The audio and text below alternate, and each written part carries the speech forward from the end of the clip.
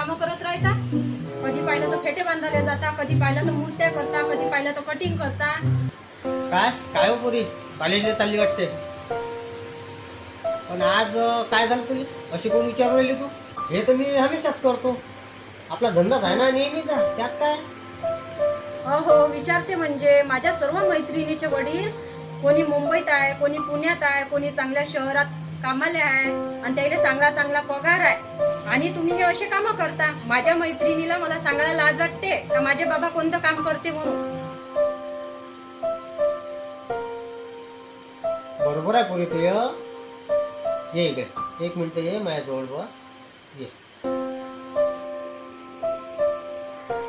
पुरी, तू समजतं तसं नाही आहे ते.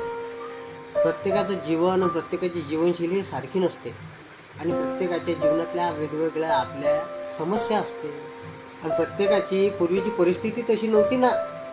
आताच्या काळात जेवढा तुमच्या एका मोबाईलचा खर्च आहे, एका महिन्याचा 300-400 रुपये रिचार्जचा, तेवढ्या रुपयात म्हटलं पहिले आमच्या वेळेस आम्ही जेव्हा लहान होतो ना, तेव्हा 10 जणीचं कुटुंब म्हटलं सहज 1 ते 1.5 महिना पोट भरत होतं.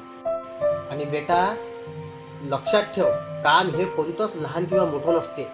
ज्यापासून आपल्या पोटाचा उदरनिर्वाह होते, आपलं घर चालते, तेच काम आपल्यासाठी सर्वस्व असते. मोठमोठे संत सांगून गेल्या भारतभूमीवर, एक तरी अंगी असू दे म्हणे कला.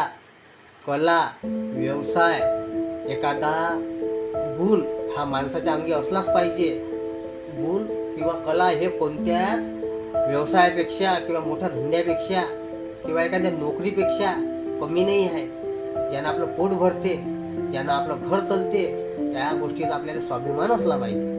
कला, व्यवसाय हा जर तुम्ही पूर्ण इमानदारीनं आणि मेहनतीनं जर तुमच्या जीवनात उतरण्याचा प्रयत्न केला तर तुम्ही कंपनी आणि नोकरीपेक्षा जास्त कमवू शकता. मी असं नाही म्हणत की नोकरी, कंपनी हे वाईट आहे, वाईट नाही आहे, हे चांगलंच आहे, उत्तमच आहे.